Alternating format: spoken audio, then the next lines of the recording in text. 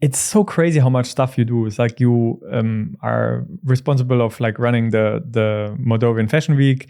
You have the Founder Smash. You're the founder of Fashion Potluck.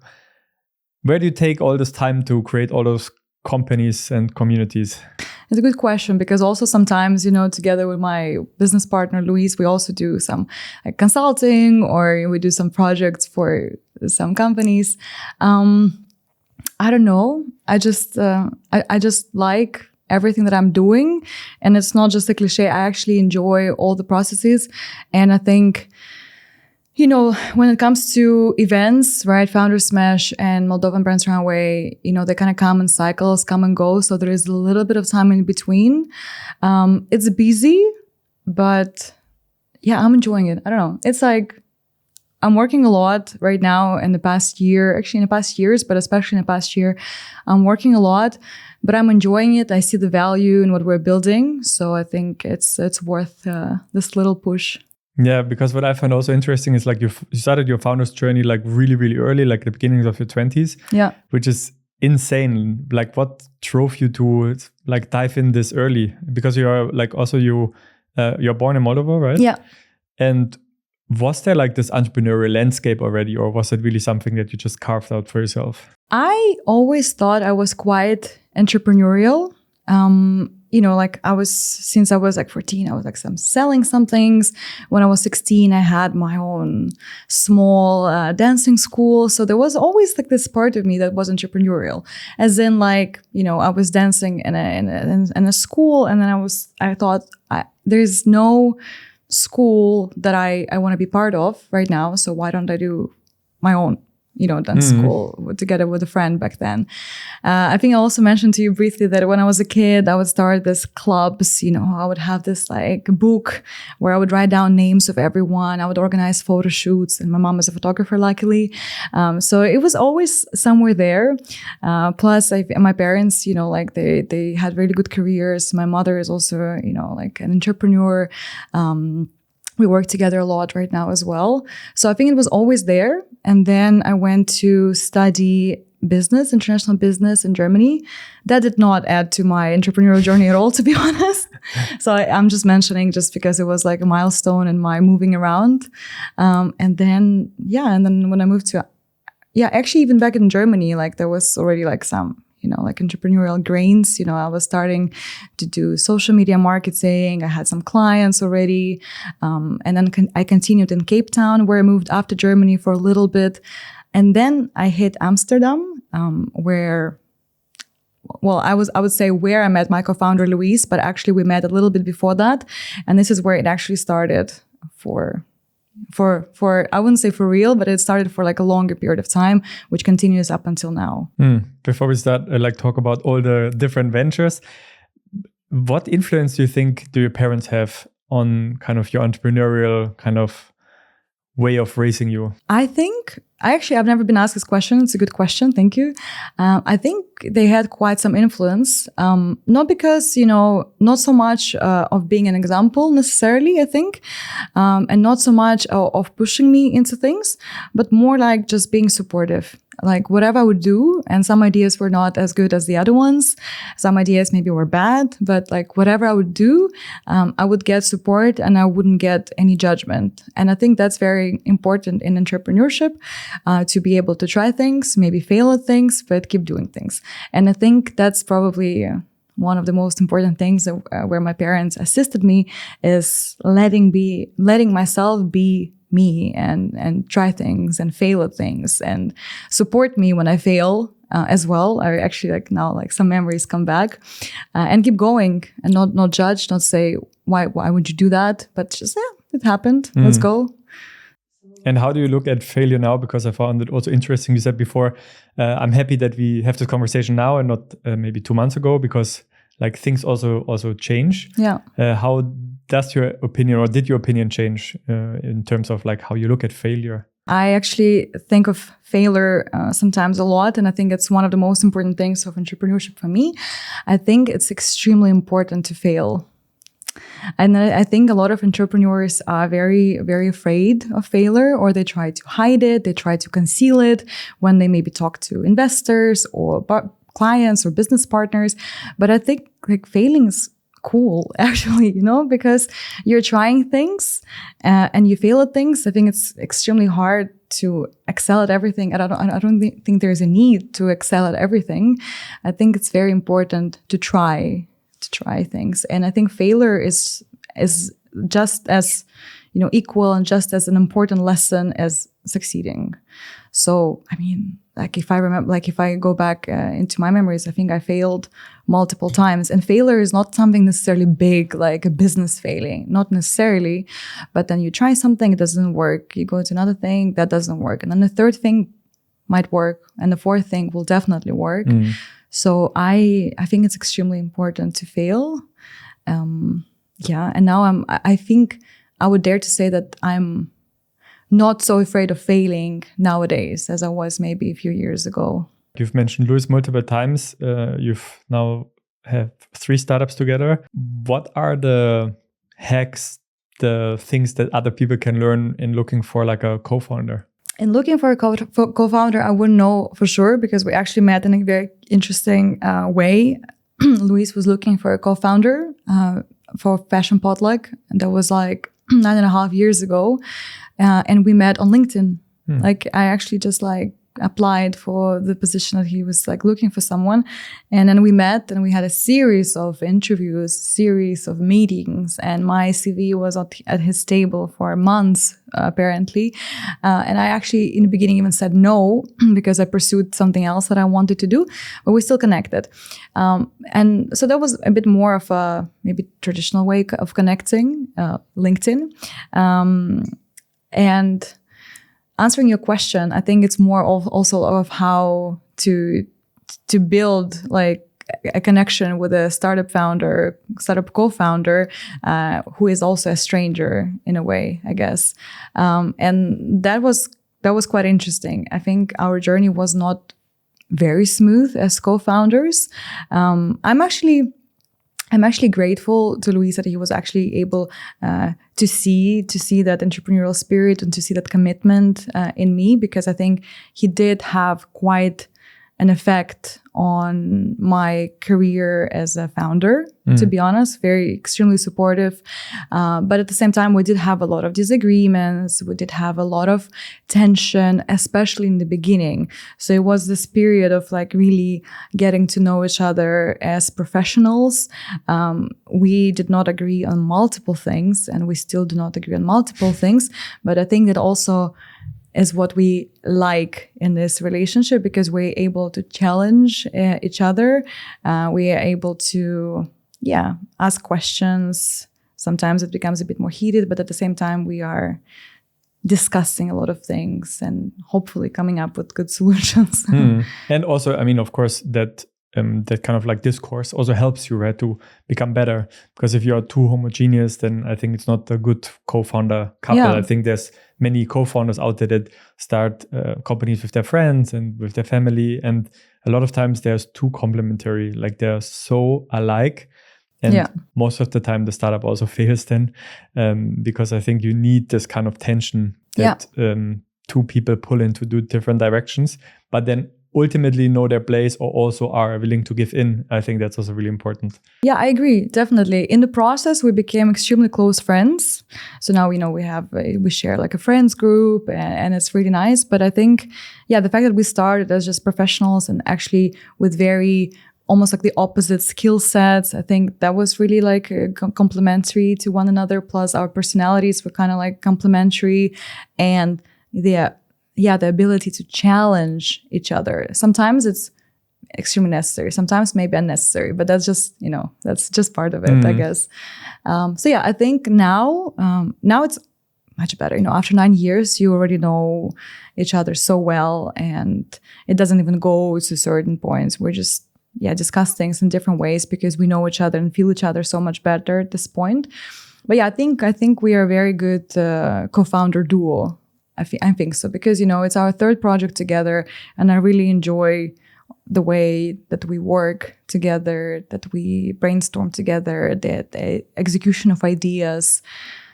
And it's interesting, despite being friends right now, we also have a very professional relationships. Kind of like this comes first. So we have a very professional ethic at work, and after work hours, okay, let's go have a drink, and that's very different. But because this co-foundership came first, during work hours, it's extremely. We have a work chat. We work actually in different spaces. We each have our own office, and then we just like keep it very professional. Yeah, very extremely. Nice. That's interesting. I want to talk a little bit, of course, about your ventures. First, I want to talk about Fashion Potluck. I think that's also the company that exists the longest.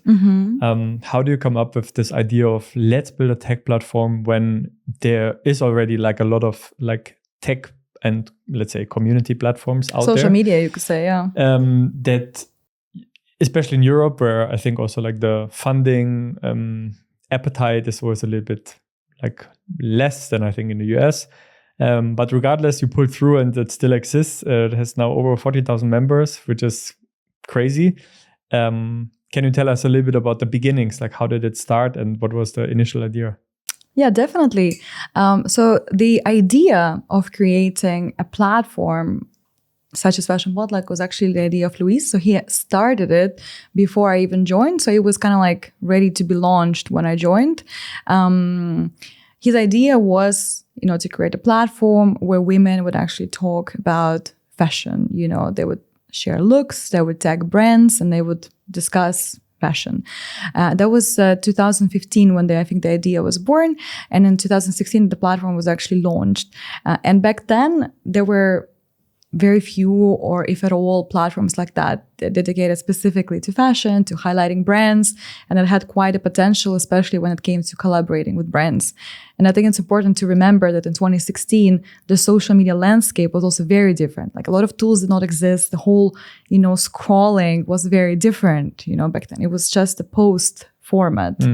And TikTok wasn't really like popular in Europe or in the US at that point. The reels were not there. Stories were barely appearing. So it was definitely not what it is right now. And soon he started introducing other categories to the platform, such as lifestyle or food or travel. And women users themselves contributed to that. And I was actually one of those people that for some reason posted a soup recipe instead of a look. I don't know, because the platform felt much more like where you want to share other content other than just fashion. So I was already part of the team, but I decided to share a soup recipe, and other women were sharing travel posts. So little by little, it became this lifestyle platform. And we sort of decided to ride this wave, and we continued with this. It doesn't have to be focused solely on fashion. So we continued with this lifestyle direction, and then grain by grain, we turned it into a niche social media platform for women, where women can create and share content in a safe space, like just talking to each other. And very importantly, we would always highlight also that there were no biased algorithms. So, biased algorithms are, like bad for several reasons, but like for creators, for example, is because you only like the top creators get highlighted and go viral. And at the same time, if you go into the political landscape, it's also not really cool. So we wanted to create this ethical, safe space where women could share content, have it empowering, like no bullies, no harassment, because it was also a really big topic and still is, especially for women in social media. So that's how we were building it. It started from a platform for fashion, hence the name Fashion Potluck, and then little by little it turned into this empowering, safe space for women on the internet. What do you think that other platforms like LinkedIn, Instagram, TikTok can learn from Fashion Potluck? It's a complicated question, because of course I would like to say, that social media should be a more ethical and safe space for people, because of course, when you use it or I use it, we might not necessarily feel that it's unsafe or it's biased. Well, we know it, but we don't necessarily feel it. But I think a lot of people, experience a lot of harassment or bullying, or it feels like a lonely space. So I would love for social media to be more ethical, more authentic, and safer, most importantly. But I don't think any social media platforms would actually go for more ethics, to be honest. What I found really interesting is, especially I think when Elon Musk took over X, that like in the beginning, like where he just opened up everything again to say, I don't want to have anything censored. We just put the content that you want to put there. And how X changed, how it became this platform where you can see the craziest and shit that you can imagine. Yeah. Where I then thought about, so it is possible actually to be much more ethical if you want, because we have the tool, we have the AIs, we have all the kind of stuff to make it more ethical. But I think it's just also like a choice of the platforms, Absolutely. right? To not do that. Yeah, absolutely. I don't think that's going to happen, to be honest. Yeah, I mean, they have very different, goals. I think a very different mission, with their platforms. But yeah, I think it's also complicated when you completely like remove censorship. That's also complicated, right? Because there is a lot of crazy and a lot of bad content that actually contributes to the internet being an unsafe place. But in our case, we also try to have tools like voting content out. So we gave power to our community, and there were instances where there was some really weird posts being posted, or someone just appearing, pretending to be a woman and like stalking their ex-girlfriend. Literally, we had instances like this.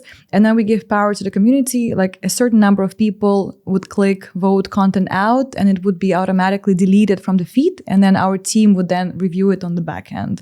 So we sort of like gave power to our community to remove content that was like either violent or scammy or what have you. And we had a really cool community. We didn't have instances where some content was deleted just because it was too cool or, for any other reason. Yeah. So I think that's maybe what they can learn. So there is a way of like, I think, running an ethical social media platform. Definitely there is. Like you said, also with AI, I think it's definitely possible. Yeah. I just don't think it's one of the goals. No, of course, because like the more time someone spends on a platform, the more the ads they can sell, right? The more they can get pulled into the algorithm and everything. Yeah, so, the more money they can make, essentially. So, yeah. We did, like before you continue, I think it's important to mention, we did turn Fashion Potluck into something else. So right now, the platform exists, people still use it, but we do not directly grow it anymore. And we turned it actually into, you could say we pivoted into white label social media platform as a service, because it was actually, it was extremely hard to grow Fashion Potluck, competing with the big platforms. And we never put ourselves as a direct competitor. We don't want the attention of everyone. It was this niche platform where women could share, and the posts were much more like long reads, much more meaningful. But it was extremely hard to still compete for the attention of users. It was almost impossible to raise money, especially in Europe, for a social media platform, because you need to inject a lot of money before you actually get any financial returns. So that was almost impossible to raise money in Europe. It was really hard to compete for attention of users, especially like after COVID, especially with how fast these platforms are changing now, all these reels, all these algorithms. It's actually pretty crazy right now, I think. So we actually turned it into a service. So which is now is called Greek Social. And right now, like, we're selling the tech that we built with Fashion Potluck, which is very complete. It's a social media platform on its own. And we're right now selling it to large communities that want to have their own social media platform. And right now we're actually having the first launch for a big football club in Brazil. So we did a community for their fans. That's amazing. Yeah. So right now it still it continues to exist, but also more in the shape of like a service. And instead of focusing on growing one platform, we can now build and grow several, which is cool as well. Do you think you were a little bit too early? I think so. I have these thoughts sometimes. It's hard to say for sure, but I do have these thoughts. Because I do see right now the appreciation of closed communities and all the subscriptions to clubs. And that's what we actually had, because we also had a club, we had a subscription, we had like webinars, a lot of content for women with amazing speakers. So yeah, I think part of it is that we were a bit too early. Yeah, because I was just thinking that if you look at like School, Circle, like all those kind of community platforms, that you have maybe 30 or 40,000 paying members, female, which is also, I think, a very interesting target group to reach. Yeah.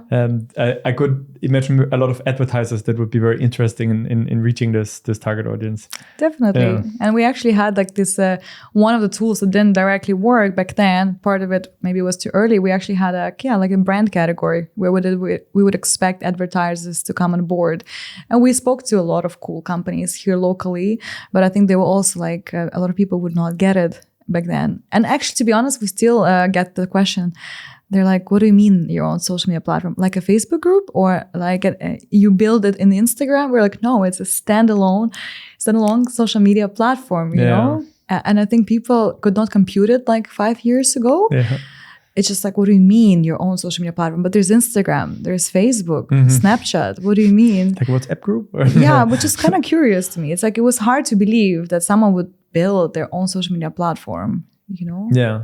And then we still get the question when we talk about Greek social. They're like, okay, you build it inside one of them, right? Like, what do I need? Do I need Instagram? Download it? They're like, no, it's your own. Yeah, but that's amazing. So you have founded like a Fashion Potluck, still exists, turned it into Greek social, now basically white labeling in community spaces for bigger communities. Yeah. So that's really cool. And you also, that's I think also how we got to know each other for the first time, had founded Founders Mesh. Yeah. Also like in a really interesting period. I think it's now 3 years ago, 2 years ago? Almost 4. 4 years ago, yeah. Almost 4 years ago. And I think I was on one of the first kind of events.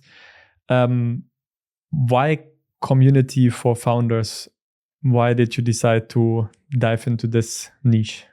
So with Fashion Potluck, with our entrepreneurial journey with Fashion Potluck, when we were fundraising, we would attend a lot of networking events here in Amsterdam, within Europe, and we also spent about a month or more in Silicon Valley, and we also spent some time in Southern California and Los Angeles, and we just went to many networking events. But this kind of like the vibe in San Francisco of one particular event actually hit the spot, and it was so good. It was very down to earth, like extremely down to earth. It's just some drinks, some fireplace, and you step on a wooden bench to pitch a startup, which we did at that point. And then in this massive backyard, there were amazing VCs just like walking around, and people, without really knowing you, they would still grab your hand and introduce you to someone. And it was amazing, I was like, we back then we were also introducing Web3 tools. Actually, I always like forget about that. We were introducing Web3 tools, and someone introduced me to this VC from Draper's Dragon Fund. And I'm like, oh my God, it's like, it was pretty cool. And then when we came back to Amsterdam, we were like, well, we got to continue doing this. And of course, there are a lot of events. There are a lot of good events, but we missed that particular vibe, when it's like down to earth. And startup world is down to earth. Many are bootstrapping or fundraising. There's nothing prestigious or fancy about it in our view. No, it's purely our view. And we missed the cool, fun, down to earth vibe, but at the same time, where people are actually, people are from the ecosystem, where you actually can just hit the VC or meet a cool founder and someone introduces you. We missed that energy. And actually it was again my co-founder Luis who was like, okay, let's do our own event. Let's try it. Let's do it. And to be very honest, in the beginning, I was also like, Luis, I'm not sure, we have so much on our plate. Like, how do you imagine making an event? And he's like, no, let's just try it. I'm like, okay, let's just try it. So we did our first event, I think almost 4 years ago. It was, I think, spring or early summer in a cool bar on Ness here in Amsterdam. We actually had Startup Amsterdam as one of the supporters already at the first edition. It was free. It was, really chill vibe. We had pitching sessions on a beer crate, and it was sold out, I was a bit surprised, to be honest. It was sold out from the first edition. And then people came and people were really cool. Somehow we managed to, and it wasn't purely our connections, but also, of course, somehow we managed to gather a really cool crowd, create a really cool vibe, with the DJ, with pitches. And it was fantastic. And then later that year we tried again. Same thing happened. It worked. It was really fun. It was great. And then we took sort of at least like half a year, I think we took as a kind of a break to digest it, think about it. And then later on, we tried with more editions, and little by little, we also give it a bit of more solid shape. So now we have a strong brand. People actually know the community already. You can hear it. Founder Smash. Oh yeah. And then we literally, like yesterday, someone told me that now VCs recommend our event to founders here in Amsterdam, So right now, it has a much solid shape in the sense that, we do regular events. We do 2 to 3 a year, aiming to do more next year. We had both events. We have a strong brand. We have a curated list of startup and scale-up founders. We have a very specific focus that it's not just any entrepreneur. We focus on the tech, startup, and scale-up community. We have always VCs at our events, and we have pretty cool VC funds attending our events. We still keep the pitching sessions, and it's very important for us to have a beer crate. So we still, step on a beer crate and do the pitches. So we try to keep this down-to-earth fun vibe, and our events are actually fun. But at the same time, we gather really, good audience, a good set of founders and investors, which then has some result. Because, from our events, we had co-founders matching, meeting each other at our events. We had startups merging. So like 2 startups that do sort of the same thing, becoming stronger together. We had investments being made. We had, VCs introduced to startups and the other way around. And at the same time, like ourselves, we always are, happy to help founders, look at their deck.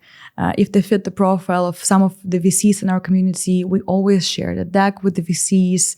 And important to mention, we also do events in Los Angeles. Mm-hmm. So now we're actually trying to build a bridge between Southern California and Amsterdam. That's amazing. What do you think makes your event completely different to other networking events that are in Amsterdam or in San Francisco? It's just, I think it's a right mix of things. I think it's the right mix of fun. I think it's our approach with Luis. I think we make it happen. And I now tend to believe that it's our approach and how we handle things. I think mix of fun things, mix of a vision, our vision with Luis and our approach to this, and a good crowd. Mm. And we spend weeks curating the guest list. A lot of people, of course, just buy a ticket and come, but most of the people are invited to go there. So I think that's just a lot of work. It's not just putting some drinks on the table and whoever comes, you're welcome. We actually try to make it curated, and we do it because we want for the ecosystem to be better. That's why we started. We wanted to have fun. We wanted for the networking to be better here for ourselves. And that's why it works, I guess. Are you ever thinking about doubling down on this idea and just like organize monthly events, put in like VCs, startups, like work together with the VCs to find them maybe like portfolio companies, take a cut of the share? Mm-hmm. Maybe. We already do that without taking the cut of the share. That's important. Yeah. I mean, it is a common practice, to be honest. And people ask. I think people assume maybe we do. I'm not saying we won't. I'm not sure. I don't know what exactly our future is with Founder Smash. We have ideas where to take it, of course, because there is a clear need for what we're doing in the ecosystem because people like it. So we have several ideas where we want to take Founder Smash next year. We'll see, I guess, and the audience will see where we actually take it. But maybe we will have more events. That's one of the goals for sure, to have more events next year. We already work with VCs, and we're always like happy to ship over some decks of startups that fit their criteria. We already do it and happy to do so. But yeah, we'll see where we take to it. be continued. To be continued. The last thing that I found out about you is your passion for fashion. You are responsible for the Moldovan Fashion Week. One of the people, yeah. One of the people running it. I think more from the marketing and communication side.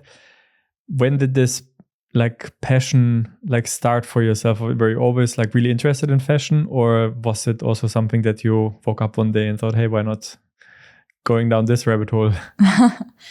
I guess I always was interested in fashion. I actually have a degree in international fashion branding. So I didn't mention that, but in Germany, I studied international business. But once I was already here in Amsterdam, once I was already a startup founder, I actually thought, why not actually study something that I also like? Mm-hmm. So I went back to the university here in Amsterdam, and I graduated from international fashion branding here from Amphi, actually. So I was always interested. It was just always a side passion, and I would work with some fashion brands, helping them with marketing here and there. And of course, Fashion Potluck had it a strong fashion part of it. And Moldovan Brands Runway, which is Moldovan Fashion Week, it happened to me quite accidentally. I didn't plan to. And to be fair, back then, it wasn't Moldovan Fashion Week yet, basically it just started. There was one season of what is now Moldovan Brands Runway happening. I happened to be in Moldova. My mom happened to have jumped on the project last minute, and I happened to be in the city, and she asked me to just to help. So I was there as a volunteer, just helping with the walkie-talkie, helping out a little bit.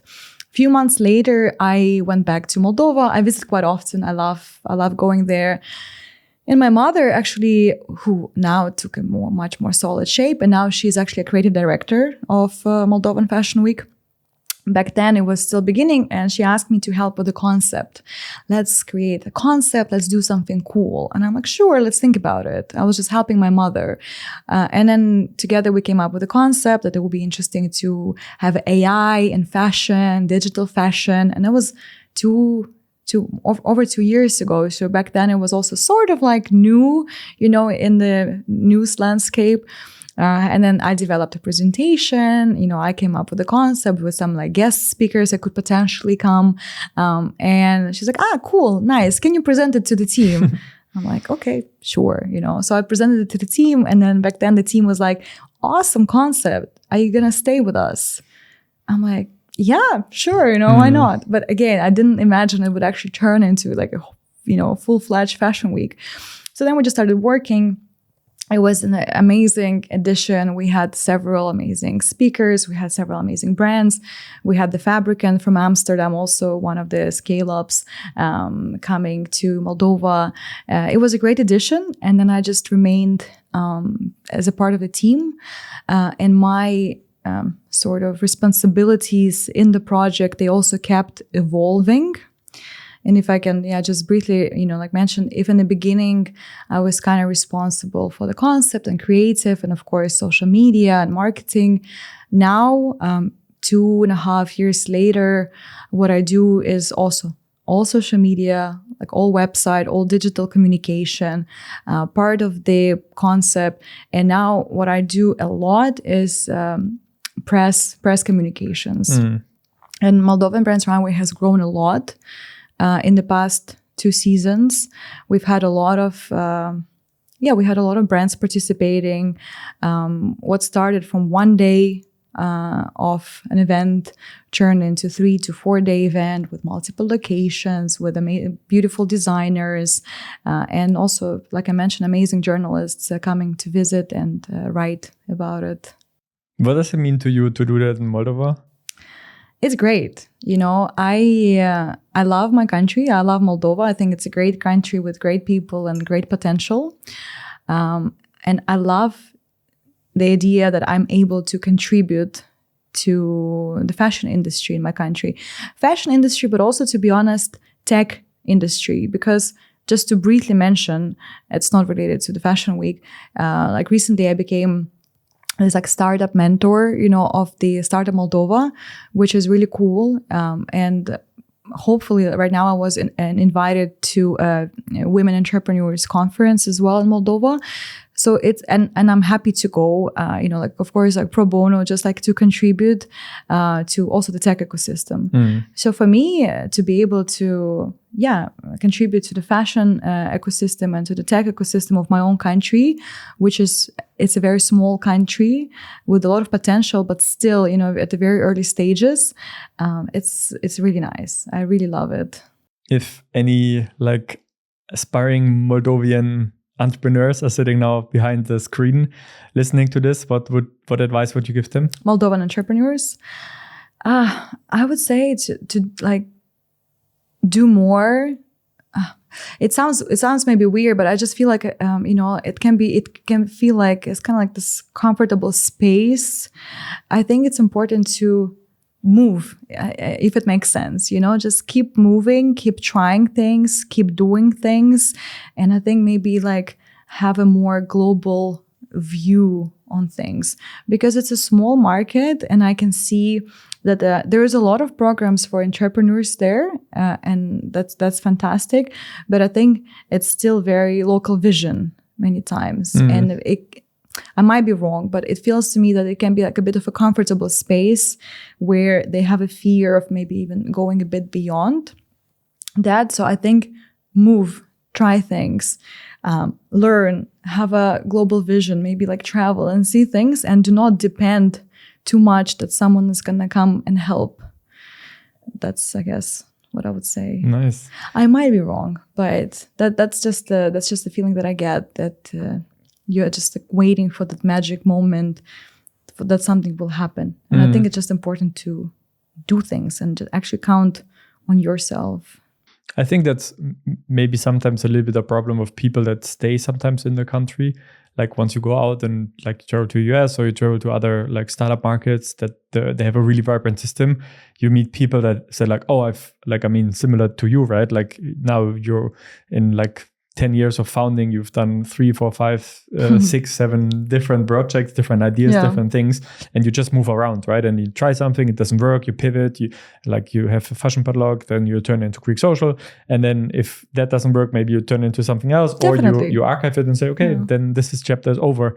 And I think that this kind of like fast-moving mindset, this you really get with like traveling, you get that with like going out of your country, seeing other things, and you don't have to glorify this, oh, like everyone has to live abroad or those kind of things, but at least like to experience it, to go to other like startup networking events in other countries, to visit those kind of things. I think that really, really helps and can contribute to your broadening your mindset a little bit, right?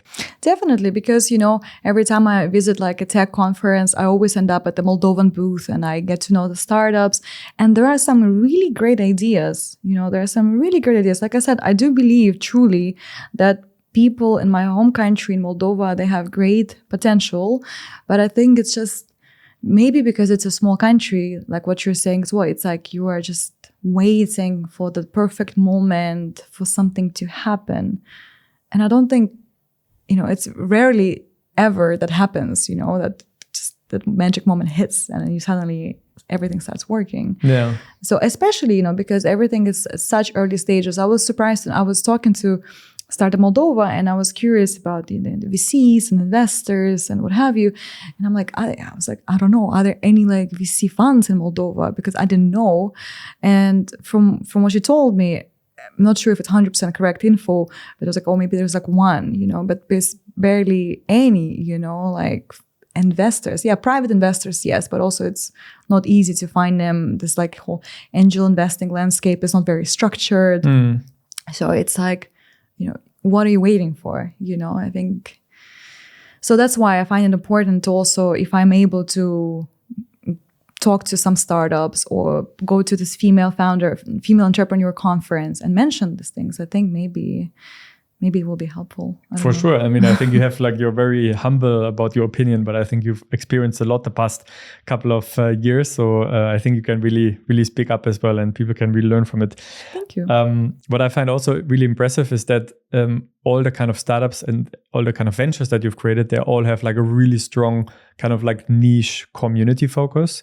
And now building a community seems to be like the kind of new word besides AI. I think everyone is talking about like, you have to build a community, you have to niche down, you have to create closed spaces for people.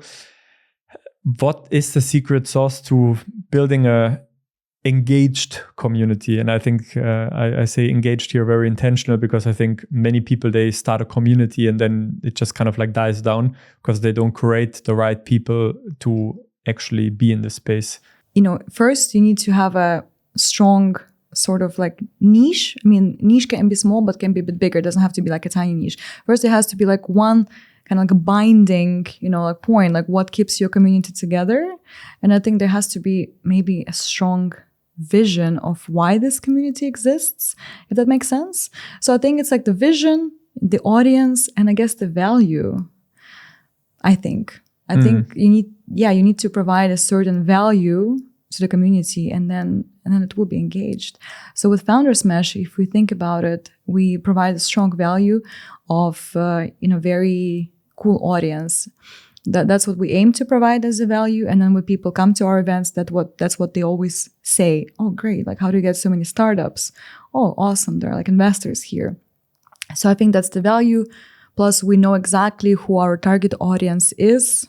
And we have a strong vision. We don't do it to market our product. We don't do it to, like make millions out of it. We do it because we have a strong vision of how it should be, and we want to make an impact in this ecosystem.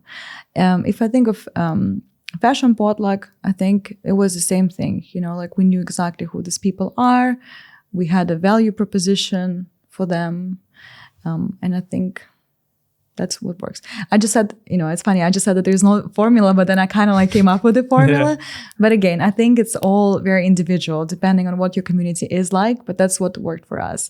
I think value is everything. If you know what you're offering to your community and what the element is that keeps the community together, then it will work. And I think for us, it was always important to be very like humble and authentic, with your community, and actually believe in it. If you are like the founder of a community and you just do it for some sort of reasoning, to sell your service, or, like if you actually don't believe in the community, you're just doing it for some other benefit. I'm not sure if that would actually work long term. That was, I think, my next question. Like, what do you see brands and founders do wrong currently in building communities? Is this then your answer? Like that they basically have this hidden agenda that they say like, oh, I'm going to put them all together and then I'm going to sell it. Maybe, there's nothing directly wrong in actually building a community to sell your service. But I think if you're building a community, like this shouldn't be your only reason for building it. You actually, let's say you're building a community around some topic. I think you should still be able to provide value to a community other than your service. It's like it doesn't, then you don't need a community. You can just have a run an ad, you don't need to build a community just to push your service. You actually, need to be able to provide some other value or solve some challenge. I mean, it's hard to say, actually, it's hard to talk about it without having a specific community in mind. And as you said, I think maybe also moving towards this topic, because I find it quite interesting. You said it's really important not to burn out, and because you put so much effort. You also said that you feel a little bit maybe used the past couple of weeks, just because it was a lot. You have so many hats, you are founder, founding member, creative director, CMO, all different kinds of heads, titles, projects, and industries, which I also find really interesting. How do you manage to kind of switch off and to balance also this stressful founder life? You kind of had part of the answer in your question, which it's good that you put the question this way. Maybe I wouldn't have thought about it. So I think the fact that I balance between tech and fashion, that helps me a little bit to to find the balance in a way. Because, if I was doing only tech and so much, without actually like switching towards something very different, I think personally for me, it would be a bit more complicated than it's balancing between two industries. Because, I do take creative roles in both in a way, so they're not entirely different things. But I think it's a bit easier, I do tech work part of the time, like we build our tech communities, we talk to startups, we look at decks, we build decks, we talk to investors. And then, on other days I do, this, I talk to journalists, I read our Vogue features, I think it helps me to kind of like switch my brain from one thing to another and not get saturated directly from only doing the same thing all the time. So that's part of it. Regarding the rest, that's complicated. I think it's a fine line. I think like I've been like pre-burnout for like a really long time. I'm not saying this kind of like to complain or anything like that, but I think it's dangerous. I think it's important to be aware that, hustling is cool and all, but it's extremely important to take care of yourself as a founder. Yeah, I don't think you can actually nail that balance, in my case, just talking from my experience, like I mentioned in the very beginning, I like what I'm doing, and that helps. I think that when people have to work a lot and they don't necessarily like what they're doing, that's much more challenging. That's much more complicated and stressful for your body. I like what I'm doing. I'm really enjoying my work. I really feel very happy and grateful, for the work that I'm doing. I'm like, I like my spot, I like being in my spot. So that helps. What helps as well, like I mentioned, like balancing between the tech industry and the fashion industry, very, very different, both very interesting. I love both of them. And I'm actually happy that now fashion is taking much more of a solid, space in my life. For a while, for the first season of Moldovan Brands Runway, I was like, it's just a side project that I'm doing. But now it's actually really taking a solid shape, and I like it. And I like balancing, in my brain between tech and fashion. They're a bit related, but also very different at the same time. So that helps. And I try to take care of myself as much as I can, might sound cliche, but actually for me, it really works is having some sort of routine. I don't have a routine of a successful, founder waking up at 5 a.m., going to the gym, reading. Yeah, taking a nice bath, reading for 30 minutes and journaling and meditating. I'm not making fun of it. I'm actually like, it's like, it's crazy that people can do this. And it's like, I admire that in a way, but I definitely cannot do it. But I do have my own routine, that works for me, meaning, I exercise regularly. I try to eat well. I know what's good for me, what's not good for me. I have a nice social life, and I sleep well. That's actually extremely important for me. It's like whenever I feel that something is not working within me or I cannot solve something, I just go to sleep. I like sleeping. I try to sleep a lot and well.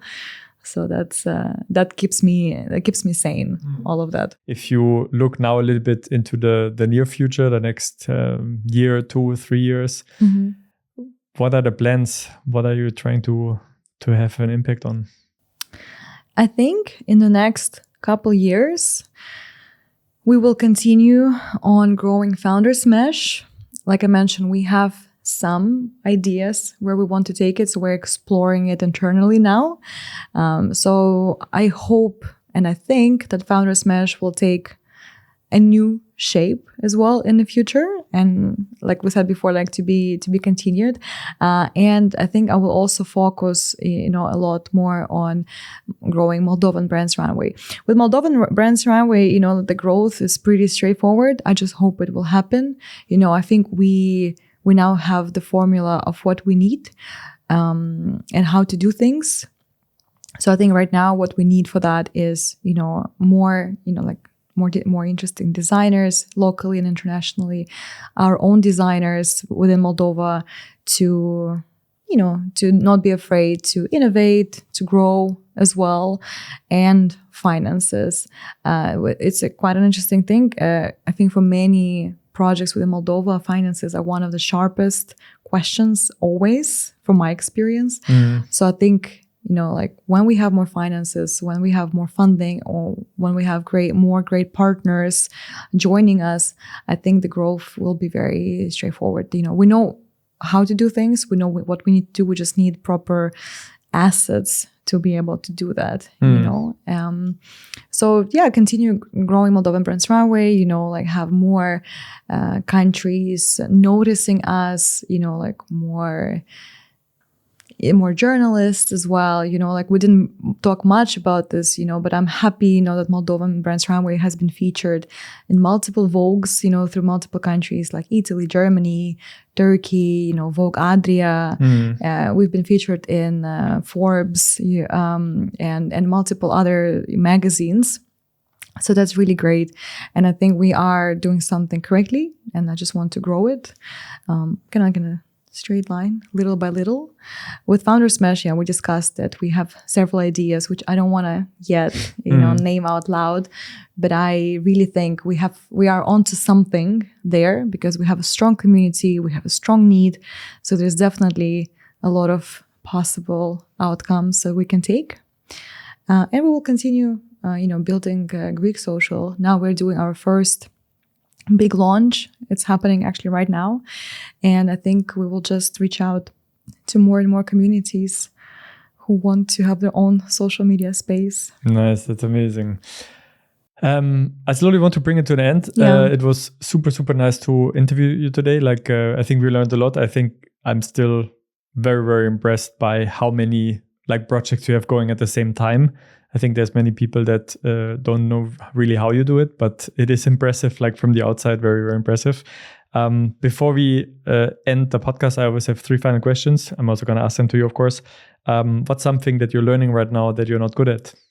Fermentation. Fermentation? Kombucha. Kombucha. Okay, there were two directions. It would either be the baking bread or kombucha. Really? That direction, yeah. Is it what a lot of people say as well? No, but you mean in fermentation. Yeah. So, it's like this. I got a diploma as a certified mixologist right now, so I can make cool drinks. And that's actually something that I'm exploring. I'm really into non-alcoholic beverages right now.